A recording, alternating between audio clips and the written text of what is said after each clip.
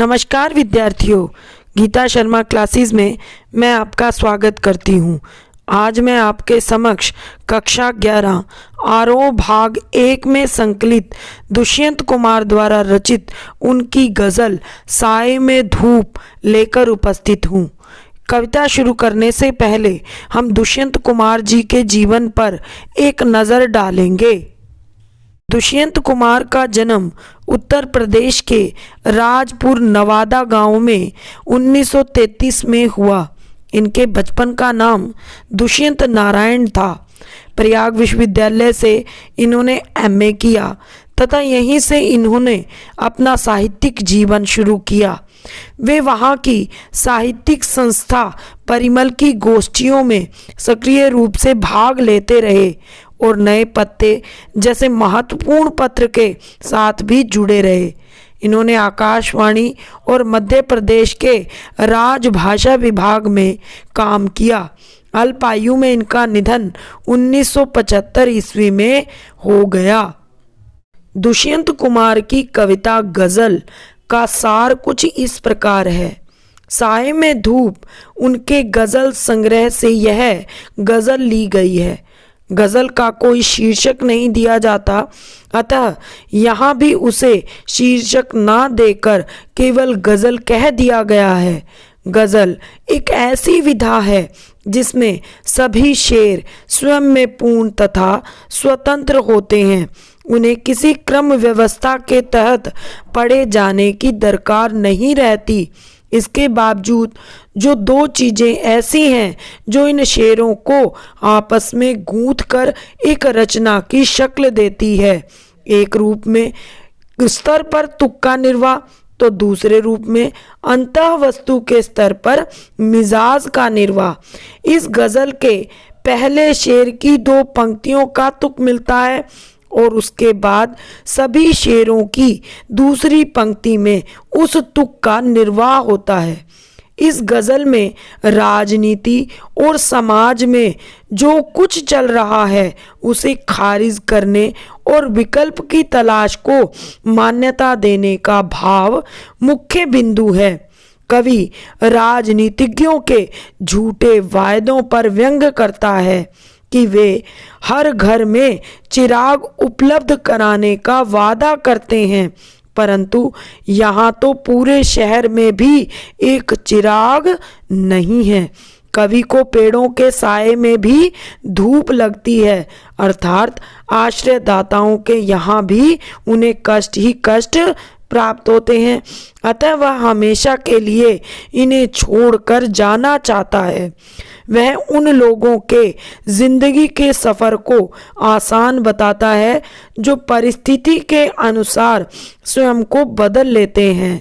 मनुष्य को खुदा ना मिले तो कोई बात नहीं, उसे अपना सपना कभी भी नहीं छोड़ना चाहिए। थोड़े समय के लिए ही सही, हसीन सपना तो देखने को मिलता ही है। कुछ लोगों का विश्वास है कि पत्थर पिघल नहीं सकते। कवि आवाज के असर को देखने के लिए बेचैन है। शासक शायर की आवाज को दबाने की कोशिश करता है क्योंकि वह उसकी सत्ता को चुनौती दे सकता है। कवि किसी दूसरे के आश्रय में रहने के स्थान पर अपने घर में जीना चाहता है। तो गज़ल की शुरुआत करते हैं हम। कहाँ तो तय था चिरागा हर एक घर के लिए, कहाँ चिराग मयसर नहीं शहर के लिए। कहाँ तो तय, तय का अर्थ होता है निश्चित। चिरागा चिराग या दीपक, हर एक घर यानी प्रत्येक घर, मयसर, मयसर का क्या अर्थ होता है उपलब्ध। इन पंक्तियों में कवि ने राजनीति और समाज में फैली अव्यवस्था को समाप्त कर कोई नया विकल्प खोजने के बारे में विचार किया है। इन पंक्तियों में कवि राजनीतिक अव्यवस्था के बारे में वर्णन करते हुए कहते हैं कि देश की आज़ादी को प्राप्त कर लेने के बाद यह तय हुआ था कि प्रत्येक घर को रोशनी देने के लिए सुख सुविधाएं रूपी चिराग निश्चित रूप से प्रदान किए जाएंगे। परंतु आज तो यह स्थिति बन गई है कि घर तो क्या, पूरे शहर को रोशनी देने के लिए एक भी चिराग उपलब्ध नहीं है। कवि कहना चाहता है कि घरों को विभिन्न प्रकार की सुख सुविधाएं उपलब्ध कराने का जो आश्वासन दिया गया था, परंतु वो तो केवल क्या रह गए, आश्वासन ही रह गए हैं। 2-4 घरों की तो बात दूर है, पूरे शहर को भी जीने के लिए कोई सुख सुविधाएं नहीं मिल पाई। राजनीतिज्ञ बड़े बड़े सपने तो अपनी जनता को दिखाते हैं, पर वे जनता को सिवाय भुलावे और धीरज के कुछ भी नहीं देते। दूसरे शेर में, यहाँ दरख्तों के साए में धूप लगती है, चलो यहाँ से चलें और उम्र भर के लिए। इन पंक्तियों में दरख्तों का अर्थ होता है पेड़, साए, साए का अर्थ होता है छाया, धूप, धूप का अर्थ होता है कष्ट या रोशनी, उम्र भर के लिए यानी कि जीवन भर के लिए। प्रस्तुत शेर में कवि दुष्यंत कुमार समाज और राजनीति के क्षेत्र में फैली अव्यवस्था पर कटाक्ष करता है। उनका मानना है कि योजनाएं तो बहुत बनाई जाती हैं, परंतु उन्हें वास्तविक रूप दिया ही नहीं जाता। सुख और सहारा देने की बात करने वाले ही दुखों का कारण बन जाते हैं।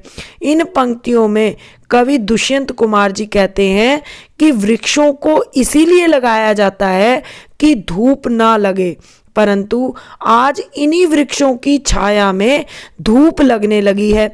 कवि चाहते हैं कि अब वे यहाँ से सदा के लिए चले जाएं, यही बेहतर है। अर्थात कवि ने यहाँ की राजनीति क्षेत्र की अव्यवस्था के विषय में कटाक्ष किया है कि जनता को अनेक प्रकार की सुख सुविधाएं देने के लिए उपलब्ध कराई गई थी, परंतु जो सुविधाएं दी गई थी वो ही जनता के लिए आज दुख का पर्याय बन चुकी हैं। तीसरे शेर में, ना हो कमीज तो पाँव से पेट ढक लेंगे, ये लोग कितने मुनासिब हैं इस सफ़र के लिए। इन पंक्तियों में मुनासिब का अर्थ होता है अनुकूल, मुनासिब का क्या अर्थ होता है, अनुकूल या उपयुक्त। सफ़र, सफ़र का अर्थ होता है रास्ता, सफ़र का क्या अर्थ है, रास्ता।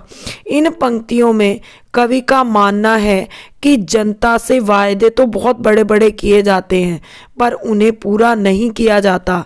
जनता भी आवाज़ उठाने और विद्रोह करने की अपेक्षा चुपचाप अन्याय को सहती रहती है। इन पंक्तियों में दुष्यंत कुमार जी कहते हैं कि लोगों को यदि उपयुक्त सुविधाएं नहीं मिलती तो वो इनका विरोध किए बिना अभावों में जीना सीख लेते हैं। यदि इन्हें पेट ढकने के लिए कमीजें उपलब्ध नहीं हो पाती तो ये भोले लोग अपने पाँव से ही अपने पेट को ढक लेते हैं। वास्तव में अव्यवस्था की इस यात्रा के लिए तो ऐसे ही लोग उपयुक्त हैं। अर्थात अव्यवस्था का साम्राज्य तभी चल सकता है जब कोई इसका विरोध ना करे, उनके विरुद्ध आवाज ना उठाए। यदि लोग राजनीति क्षेत्र में फैली भ्रष्टाचार और बुराइयों की ओर आवाज बुलंद नहीं करेंगे तब तक उन्हें अभावों में ही जीना पड़ेगा और अव्यवस्था का जो साम्राज्य है वो फलता फूलता रहेगा। चौथे शेर में, खुदा नहीं ना सही आदमी का ख्वाब सही, कोई हसीन नज़ारा तो है नज़र के लिए। इन पंक्तियों में खुदा, खुदा का अर्थ होता है भगवान, ख्वाब, ख्वाब का अर्थ होता है सपना, हसीन सुंदर, नज़ारा दृश्य को कहते हैं, नज़र देखना या आँख को बोलते हैं। इन पंक्तियों में कवि ने आज की प्रतिकूल परिस्थितियों के वातावरण में सभी मानवीय गुणों से संपन्न मानव के सपने की कल्पना की है। कवि दुष्यंत कुमार जी कहते हैं कि चारों ओर प्रतिकूल परिस्थितियां ही दिखाई देती हैं जिनमें मानव में निराशा ही निराशा फैली हुई है। क्षमा, दया, त्याग, परोपकार जैसे गुणों से संपन्न तो केवल खुदा है, भगवान है, जिनमें कोई दोष नहीं है। वह धरती पर उतरकर नहीं आ सकता, परंतु हम ये सपना तो देख ही सकते हैं कि उनके बनाए मानव में भी एक दिन ये सभी गुण आ जाएंगे। निराश मानव के लिए तो एक आशा की किरण ही काफी होती है। आदमी के लिए आज के भ्रष्टाचार, बेईमानी से भरे वातावरण में केवल एक सपना ही जीने का सहारा है कि एक दिन मानव में सभी मानवीय गुण पैदा हो जाएंगे तो परिस्थितियां अपने आप सुधर जाएंगी। 5वें शेर में वे मुतमईन है कि पत्थर पिघल नहीं सकता, मैं बेकरार हूँ आवाज में असर के लिए। इन पंक्तियों में मुतमईन का अर्थ होता है आश्वस्त, बेकरार, बेकरार का अर्थ है बेचैन, आवाज, वाणी, असर, प्रभाव को कहते हैं। इस शेर में कवि कहते हैं कि आज चारों ओर फैली राजनीतिक और सामाजिक अव्यवस्था देखकर जनता को इनमें कभी ना बदलने का विश्वास हो चला है, परंतु इसके लिए निराश होने के लिए नहीं बल्कि विद्रोह की आवश्यकता है। कवि दुष्यंत कुमार जी कहते हैं कि राजनीतिक और सामाजिक क्षेत्र में फैली बुराइयां, भ्रष्टाचार, बेईमानी आदि को देखकर जनता अब इनकी आदी हो गई है। उन्हें विश्वास हो चला है कि ये जो समस्याएं हैं अब कभी भी समाप्त नहीं होगी। जिस प्रकार पत्थर का पिघलना संभव नहीं है, उसी प्रकार अब परिस्थितियों का बदलना भी संभव नहीं है। कवि कहता है कि मैं बेचैन हूँ, परिस्थितियाँ बदल सकती हैं, परंतु शर्त यह है कि आवाज़ में असर हो। अर्थात अभिप्राय यह है कि समस्याओं के समाधान के लिए विद्रोह भरे स्वर की आवश्यकता है। समस्याओं का विरोध कर उन्हें अस्वीकारने की ज़रूरत है, ना कि उनके साथ रहकर जीवन जीने की आदत डालने की। जो जनता पर अत्याचार करता है उसके विरोध में जनता को आवाज़ अवश्य उठानी चाहिए, तभी समाज में परिवर्तन और बदलाव हो सकता है। 6ठे शेर में तेरा निज़ाम है सील दे जुबां शायर की, ये एहतियात ज़रूरी है इस बहर के लिए। इन पंक्तियों में निज़ाम का अर्थ होता है शासक, सील दे बंद कर दे, जुबान आवाज़, शायर कवि को कहते हैं, एहतियात सावधानी, बहर शेर के छंद को बोलते हैं। इन पंक्तियों में कवि दुष्यंत कुमार जी आज के समाज में फैली बुराइयों को देखकर बड़े ही दुखी हैं। वे इसके खिलाफ आवाज़ उठाना चाहते हैं, पर वे जानते हैं कि उनकी आवाज़ को दबा दिया जाएगा। शायर दुष्यंत कुमार जी राजनीतिक और सामाजिक अव्यवस्था के लिए जनता की ओर से आवाज़ उठाना चाहते हैं। उनकी आवाज़ को दबाने के प्रयास किए जा रहे हैं, इसलिए वे कहते हैं कि हे शासक तेरा राज्य है, तू चाहे तो शायर की आवाज़ को सील सकता है। अर्थात शासक की इच्छा से विद्रोह के स्वर को दबाया जा सकता है। जैसे गज़ल के छंद के लिए बंधन की सावधानी ज़रूरी है, वैसे शासक भी अपने राज्य को कायम करने के लिए आवाज़ को दबाने की सावधानी का तरीका अपनाएगा।